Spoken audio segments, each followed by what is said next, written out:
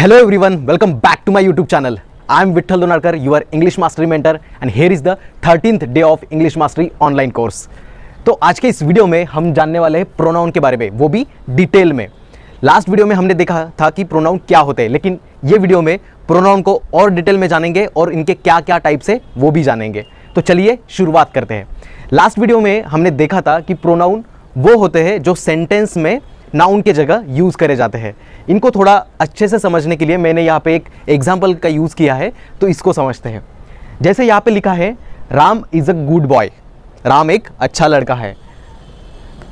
Ram is my friend, Ram मेरा friend है, मेरा दोस्त है।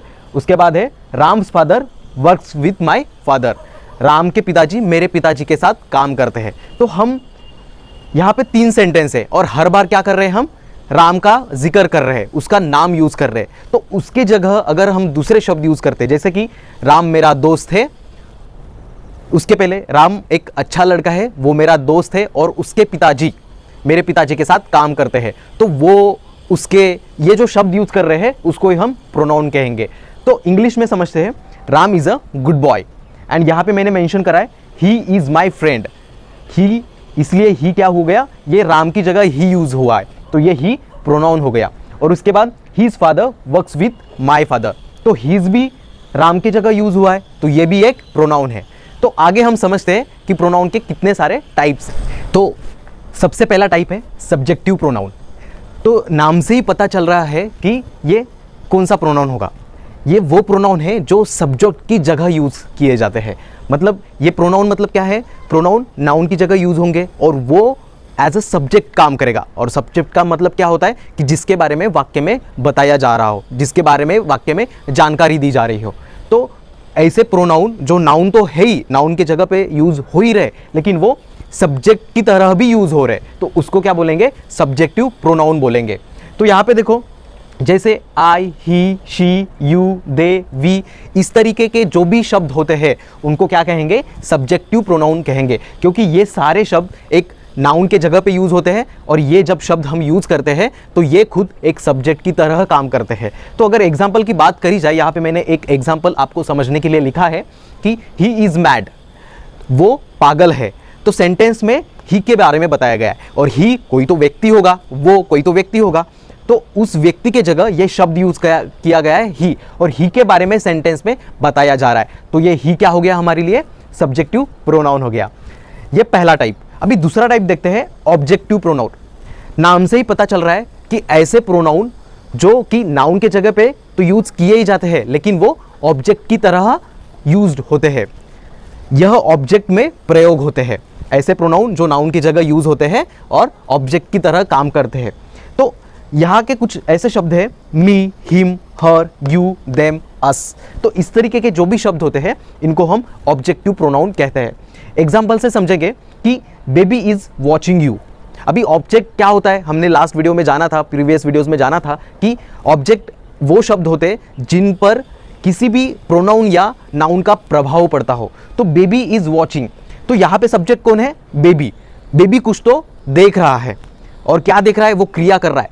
क्या देख रहा है, आपको देख रहा है। तो आपको देख रहा है मतलब आप उसके द्वारा एक आपके ऊपर प्रभाव पड़ रहा है, उसके देखने का प्रभाव आपके ऊपर पड़ रहा है। तो आप क्या हो गए, एक ऑब्जेक्ट हो गए। और आपका क्या मतलब, आपका जो भी XYZ नाम हो, तो आप एक तो पर्सन हो गए, और पर्सन एक नाउन होता है, और नाउन के जगह एक शब्द यूज किया गया है यू, तो वो क्या हो गया, प्रोनाउन हो गया। लेकिन वो किस तरीके से यूज किया जा रहा है, ऑब्जेक्ट की तरह यूज किया जा रहा है, इसीलिए इसको क्या कहेंगे, ऑब्जेक्टिव प्रोनाउन कहेंगे।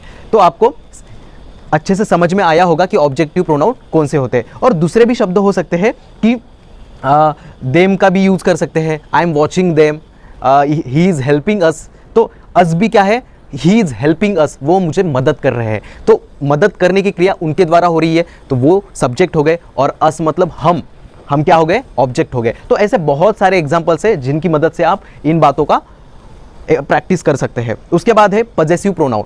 पजेसिव का मतलब होता है किसी भी चीज़ की मालकी दिखाना। मतलब ये इसलिए यूज होते हैं जहाँ पे यह किसका है ये बोध होता हो, जैसे कि मेरा, उसका, उनका। ये ऐसे प्रोनाउन जो होते हैं उसको क्या बोलेंगे, पजेसिव प्रोनाउन। मतलब ये मालकी शो करते हैं। माय फादर, मेरे पिताजी, तो मैं एक मालकी शो कर रहा हूँ अपने पिताजी के लिए, ये मेरा मार्कर है, मेरा मार्कर, तो मैं मालक हूँ इसका।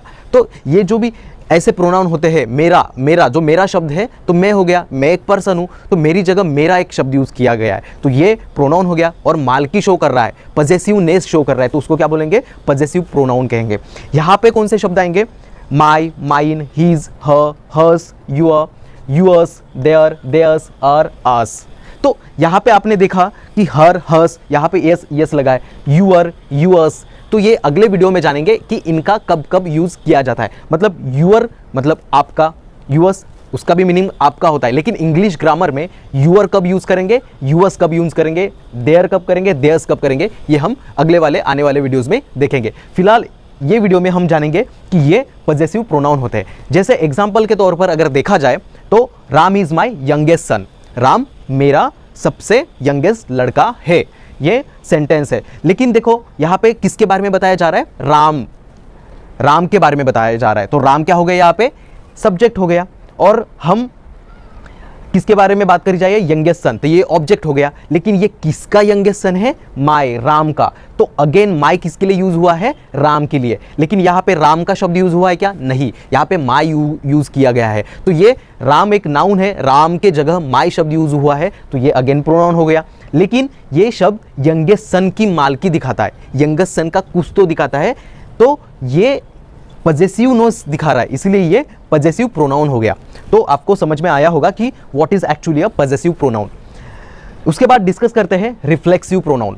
रिफ्लेक्सिव प्रोनाउन का मतलब होता है कि जब भी कभी सब्जेक्ट खुद के बारे में अगर सेंटेंस में बताता है तो उसको क्या कहेंगे, रिफ्लेक्सिव प्रोनाउन। मतलब कोई भी सब्जेक्ट हो, सेंटेंस में जो सब्जेक्ट होता है वो खुद के बारे में ही बता रहा होता है, तो उसको ही क्या बोलेंगे, रिफ्लेक्सिव प्रोनाउन। ये यहाँ पे जैसे एग्जांपल्स मैंने मेंशन करे हैं, my self, him self, your self, her self, them self, a self. तो ये जो शब्द होते हैं, माई सेल्फ मतलब मैं खुद, हिम सेल्फ मतलब वो खुद, वे खुद, ठीक है। तो इस तरीके के जो भी शब्द होते हैं उनको क्या कहेंगे हम, रिफ्लेक्सिव प्रोनाउन कहेंगे।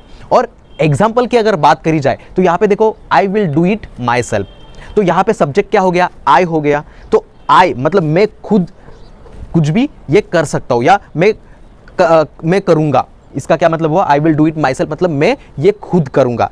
तो मैं खुद करूँगा, तो मैं अपने बारे में ही बता रहा हूँ, और यहाँ पे सब्जेक्ट क्या हो गया, आई हो गया। लेकिन ये भी मैं खुद ही करूंगा, तो मेरे बारे में बात करी जा रही है, तो मैं अगेन नाउन हो गया, एक पर्सन हो गया। और उसके जगह एक शब्द यूज किया जा रहा है, माई सेल्फ।